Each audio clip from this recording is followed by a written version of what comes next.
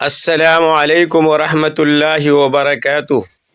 معزز سامعین، والدین کی مغفرت کا انمول نبوی تحفہ اور 3 سورتوں کا مجموعہ پیش خدمت ہے، جس میں دنیا کی تمام تر نعمتیں اپنی جگہ مسلم ہیں، مگر حقیقت یہ ہے کہ ایک ایسی عظیم نعمت بھی ہے جس کی غیر موجودگی میں زندگی کے تمام رنگ پھیکے اور ہر خوشی بے معنی معلوم ہوتی ہے، اور وہ مقدس نعمت ماں کی ممتا ہے، جو ایک ایسا منفرد احساس ہے جو کسی صلے کی تمنا کیے بغیر صرف اپنی اولاد پر لٹانا جانتی ہے۔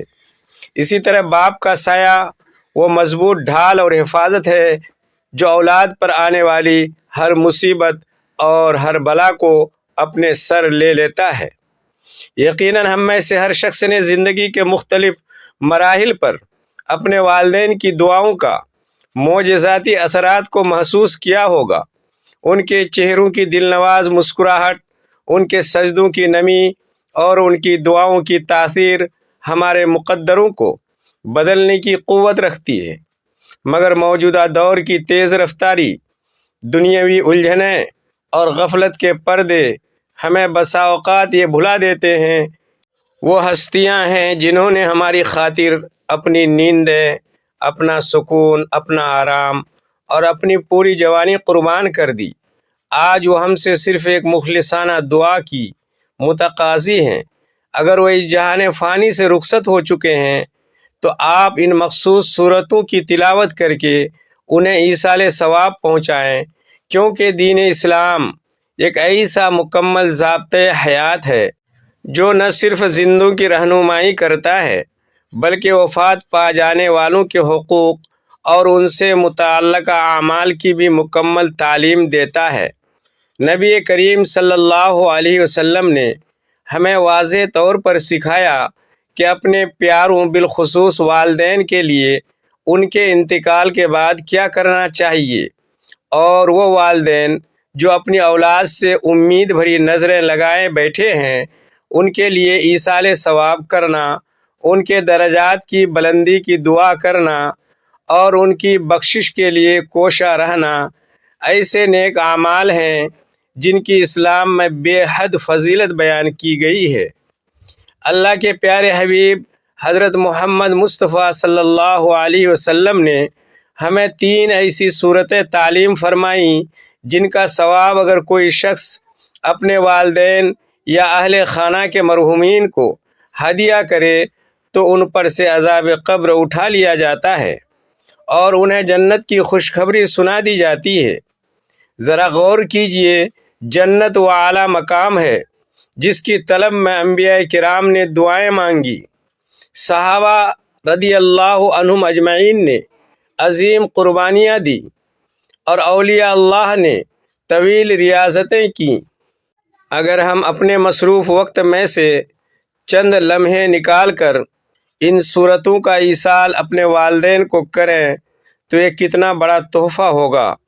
بعض لوگ اس غلط فہمی کا شکار ہو جاتے ہیں کہ مرنے والوں کو ثواب نہیں پہنچتا، حالانکہ قرآن و سنت کی روشنی میں یہ بات بالکل واضح ہے کہ صدقہ جاریہ، نیک اولاد کی دعا اور ایصال ثواب کا عمل مرحومین کے لیے دائمی راحت کا سبب بنتا ہے، اور اگر یہ عمل حضور صلی اللہ علیہ وسلم کی بتائی ہوئی ان مخصوص صورتوں کے ذریعے کیا جائے تو اس کی تاثیر و برکت کئی گنا بڑھ جاتی ہے۔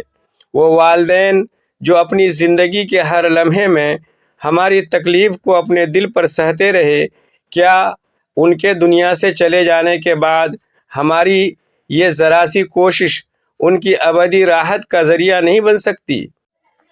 ہم دنیاوی زندگی میں اپنے والدین کو خوش کرنے کے لیے بڑی مشقتیں جھیلتے ہیں، تو کیا ان کی وفات کے بعد ہم ان کی خاطر ان 3 سورتوں کی تلاوت نہیں کر سکتے؟ یاد رکھیں، یہ عمل نہ صرف ان کے لیے سکون کا سامان ہے بلکہ خود ہماری اپنی زندگیوں میں برکت، قلبی سکون، رزق میں فراوانی اور مشکلات سے نجات کا باعث بنتا ہے۔ جو شخص دنیا میں اپنے والدین کا حق پہچانتا ہے اللہ تعالیٰ اس کے لیے دنیا و آخرت کی کامیابی کے دروازے کھول دیتا ہے۔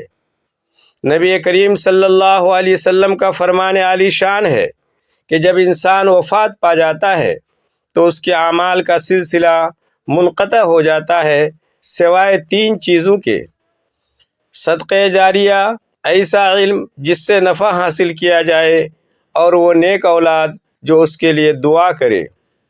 ہم سب وہی نیک اولاد بننا چاہتے ہیں جو اپنے والدین کے لیے صدقہ جاریہ بنے اور جن کی دعائیں قبر کی تنگی کو کشادگی وسعت میں بدل دیں۔ یہ 3 صورتیں محض الفاظ نہیں بلکہ نور، روشنی اور مغفرت کی کنجیاں ہیں۔ اگر ہم ان کی تلاوت کو اپنا معمول بنا لیں اور ان کا ثواب اپنے پیاروں کو ہدیہ کریں تو یقین جانیے نہ صرف ان کے لیے جنت کی راہیں ہموار ہوں گی بلکہ ہماری اپنی زندگیوں میں بھی ایک نئی راحت کا آغاز ہوگا۔ یہ صورتیں کون سی ہیں اور ان کے کیا اثرات ہیں؟ ان کی تلاوت کا بہترین وقت اور طریقہ کیا ہے؟ اس سے جڑے عبرت ناک واقعات اور سچی کہانیاں سن کر دل لرز اٹھتا ہے۔ آئیے اس روحانی سفر کا آغاز کرتے ہیں اور ان 3 صورتوں کا تذکرہ کرتے ہیں جن کے ذریعے قبر والوں کو جنت کی نوید سنائی جاتی ہے۔ نبی کریم صلی اللہ علیہ وسلم نے ارشاد فرمایا: اے میری امت کے لوگو، جو مجھے اللہ کہتا ہے میں وہ بات سنتا ہوں۔ پھر فرمایا: اے میری امت کے لوگو، کیا میں تمہیں وہ عطا نہ کروں؟ کیا میں تمہیں بخشش کے وہ کلمات نہ سکھا دوں جو تم اپنے فوت شدہ والدین یا اہل و عیال کے لیے ایصال ثواب کرو اور تمہارے اٹھنے سے پہلے انہیں مغفرت کی خوشخبری سنا دی جائے؟ کیا میں تمہارے ساتھ یہ احسان نہ کروں کہ جب تم یہ صورتیں پڑھو تو اللہ تعالیٰ تمہارے تمام گناہ معاف فرما دے، چاہے وہ اگلے ہوں یا پچھلے، پرانے ہوں یا نئے، بھول کر کیے گئے ہوں یا قصداً، چھوٹے ہوں یا بڑے، پوشیدہ ہوں یا ظاہر۔ اس کے بعد آپ صلی اللہ علیہ وسلم نے وہ کلمات اور صورتیں تعلیم فرمائیں جن سے انسان کی اپنی اور اس کے فوت شدہ رشتہ داروں کی بخشش وابستہ ہے۔ حضرت عائشہ صدیقہ رضی اللہ عنہا بیان فرماتی ہیں کہ میں نے ایک رات حضور صلی اللہ علیہ وسلم کو شعبان کی شب سجدے کی حالت میں دعا مانگتے دیکھا۔ اسی دوران حضرت جبرائیل علیہ السلام تشریف لائے اور عرض کیا: اللہ تعالیٰ نے آپ کی شفاعت پر آپ کی 1/3 امت کی مغفرت فرما دی ہے۔ حضور صلی اللہ علیہ وسلم مزید التجا فرماتے رہے۔ پھر جبرائیل علیہ السلام نازل ہوئے اور عرض کیا: اللہ تبارک و تعالی آپ کو سلام فرماتے ہیں اور ارشاد ہے کہ میں نے آپ کی نصف امت کو جہنم سے آزاد کر دیا ہے۔ آپ صلی اللہ علیہ وسلم کی گریہ و زاری جاری رہی، یہاں تک کہ جبرائیل علیہ السلام نے تیسری بار آ کر یہ خوشخبری دی کہ اللہ تعالیٰ نے آپ کی پوری امت کو جہنم کی آگ سے محفوظ فرما دیا ہے، سوائے اس شخص کے جس کا کسی سے ناجائز جھگڑا ہو، یہاں تک کہ وہ اسے راضی کر لے۔ آپ صلی اللہ علیہ وسلم نے پھر التجا کی تو جبرائیل علیہ السلام نے عرض کیا: اللہ تعالیٰ نے ذمہ لیا ہے کہ جس پر کسی کا حق ہوگا اللہ اسے اپنے فضل و کرم سے راضی فرما دے گا۔ اس پر حضور صلی اللہ علیہ وسلم نہایت خوش ہوئے۔ ایک مرتبہ نصف شعبان کی شب آپ صلی اللہ علیہ وسلم بستر سے تشریف لے گئے۔ حضرت عائشہ رضی اللہ عنہا فرماتی ہیں کہ ہمارے بستر کی چادر نہ ریشمی تھی نہ سوتی، بلکہ وہ اونٹ اور بکری کے بالوں سے بنی ہوئی تھی۔ مجھے خدشہ ہوا کہ شاید آپ کسی دوسری زوجہ کے ہاں تشریف لے گئے ہیں۔ میں نے اندھیرے میں ڈھونڈا تو میرا پاؤں آپ کے مبارک قدموں سے ٹکرایا۔ آپ سجدے میں دعا فرما رہے تھے۔ میرا دل تجھ پر ایمان لا چکا ہے، میں تیری نعمتوں اور اپنی لغزشوں کا اقرار کرتا ہوں۔ میں نے اپنی جان پر زیادتی کی، پس تو مجھے بخش دے، کیونکہ تیرے سوا کوئی گناہوں کو معاف کرنے والا نہیں۔ میں تیری سزا سے تیری معافی کی طرف، تیرے غضب سے تیری رحمت کی طرف، اور تیری ناراضگی سے تیری رضا کی طرف پناہ مانگتا ہوں۔ میں تیری ویسی حمد و ثنا نہیں کر سکتا جیسی تو نے خود اپنی فرمائی ہے۔ حضرت عائشہ رضی اللہ عنہا فرماتی ہیں کہ آپ صلی اللہ علیہ وسلم پوری رات نماز ادا کرتے رہے، یہاں تک کہ صبح ہو گئی اور پاؤں مبارک پر ورم آ گیا۔ میں نے عرض کیا، یا رسول اللہ صلی اللہ علیہ وسلم، آپ نے خود کو بہت تھکا دیا ہے، حالانکہ اللہ نے آپ کے طفیل اگلوں پچھلوں کے گناہ معاف فرما دیے ہیں۔ آپ صلی اللہ علیہ وسلم نے فرمایا، اے عائشہ، کیا میں اللہ کا شکر گزار بندہ نہ بنوں؟ کیا تم جانتی ہو کہ اس رات میں کیا ہوتا ہے؟ اس رات اولاد آدم سے اس سال مرنے والوں کے نام لکھ لیے جاتے ہیں، اعمال اوپر اٹھائے جاتے ہیں اور رزق نازل کیا جاتا ہے۔ پھر آپ صلی اللہ علیہ وسلم نے فرمایا، کوئی بھی شخص اللہ کی رحمت کے بغیر جنت میں نہیں جائے گا۔ جب پوچھا گیا آپ بھی نہیں، تو آپ صلی اللہ علیہ وسلم نے 3 بار سر مبارک پر ہاتھ رکھ کر فرمایا، میں بھی نہیں، جب تک اللہ مجھے اپنی رحمت میں نہ ڈھانپ لے۔ حضرت شیخ عبد الواحد رحمۃ اللہ علیہ نے ایک بار علماء سے پوچھا، کیا جنت میں نماز ہوگی؟ جواب ملا، جنت تو جزا کا مقام ہے، وہاں اعمال کی تکلیف کیوں ہوگی؟ یہ سن کر آپ رونے لگے اور فرمایا، بغیر نماز کے جنت میں چین کیسے ملے گا؟ اے مسلمانوں، ان پاک روحوں سے نماز کی تڑپ پوچھو۔ حضرت عثمان غنی رضی اللہ عنہ کا قول ہے کہ 5 وقت کی نماز کی پابندی کرنے والے کو 9 انعامات ملتے ہیں، جن میں اللہ کی محبوبیت، تندرستی، فرشتوں کی حفاظت، گھر میں برکت، صالحین کا نور، نرم دل، پلسرات سے تیزی سے گزرنا، جہنم سے نجات اور نیک لوگوں کا پڑوس شامل ہے۔ یقیناً ہمارے وہ پیارے جو اس دنیا سے رخصت ہو گئے ہیں، وہ ہماری امداد کے مستحق ہیں۔ حدیث میں ہے کہ اگر تم اپنے بھائی کو نفع پہنچا سکتے ہو تو ضرور پہنچاؤ۔ صدقہ و خیرات اور تلاوت کا ثواب مردوں کو پہنچتا ہے۔ حضور صلی اللہ علیہ وسلم نے اپنے چچا حضرت عباس رضی اللہ عنہ سے فرمایا، کیا میں آپ کو ایسا تحفہ نہ دوں جس سے آپ کی بخشش ہو اور جنت کی بشارت ملے؟ آپ صلی اللہ علیہ وسلم نے فرمایا، جو شخص اپنے مرحومین کے لیے یہ 3 سورتیں پڑھ کر ایصال ثواب کرے گا، ان کی بخشش کر دی جائے گی اور عذاب قبر ہٹا لیا جائے گا۔ وہ 3 سورتیں یہ ہیں، سورۃ الیاسین، سورۃ الملک اور سورۃ الاخلاص۔ آپ صلی اللہ علیہ وسلم نے فرمایا، جو ان سورتوں کو پڑھ کر مردوں کو ہدیہ کرے گا، ان کی مغفرت اللہ کے ذمہ کرم پر آ جائے گی۔ جب بھی ایصال ثواب کرنا چاہیں، پہلے درود پاک پڑھیں، کیونکہ اللہ کو بہت پسند ہے۔ اللہم صلی علی محمد وعلی آل محمد کما صلیت علی ابراہیم وعلی آل ابراہیم انک حمید مجید۔ اللہم بارک علی محمد وعلی آل محمد کما بارکت علی ابراہیم وعلی آل ابراہیم انک حمید مجید۔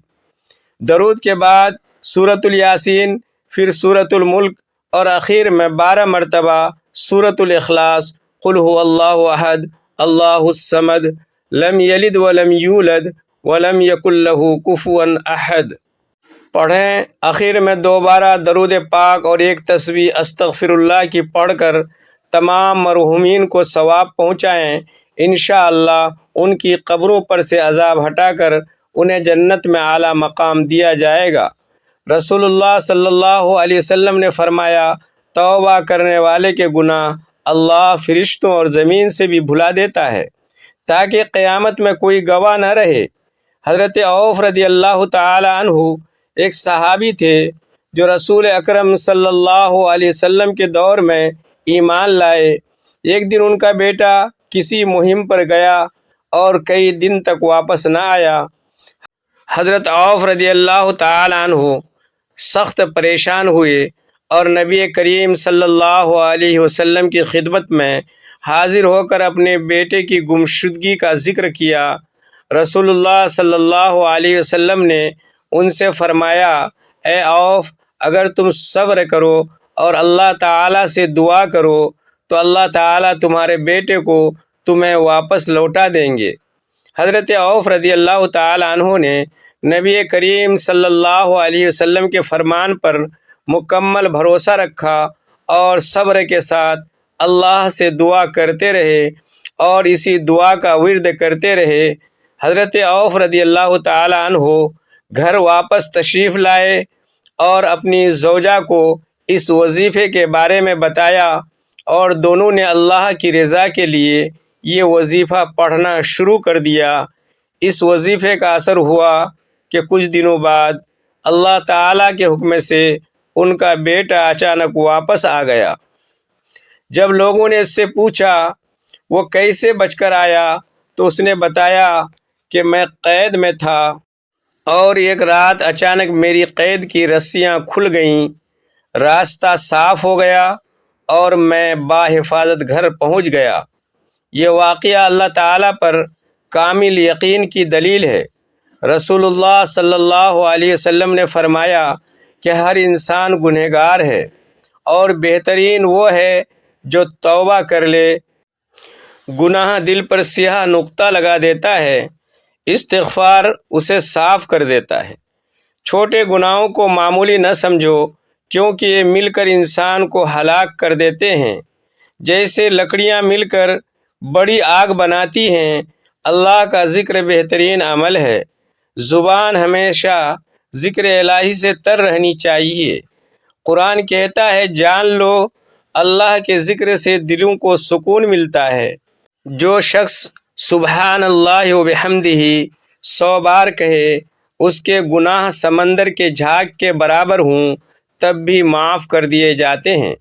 اگر آپ کو یہ معلوماتی اور ایمان افروز ویڈیو پسند آئی ہو تو آپ سے گزارش ہے کہ اسے لائک ضرور کیجیے گا اور اس نیک عمل کو صدقہ جاریہ سمجھ کر اپنے دوستوں اور عزیزوں تک ضرور پہنچائیے گا، کیونکہ رسول اللہ صلی اللہ علیہ وسلم نے فرمایا، جو شخص کسی کو بھلائی کی طرف بلاتا ہے تو اسے ویسی اجر ملتا ہے جیسا کہ عمل کرنے والے کو ملتا ہے۔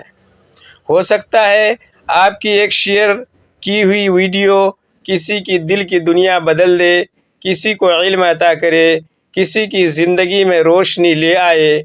اس کا ثواب ہمیشہ ہمیشہ کے لیے آپ کے نام اعمال میں جمع ہوتا رہے گا۔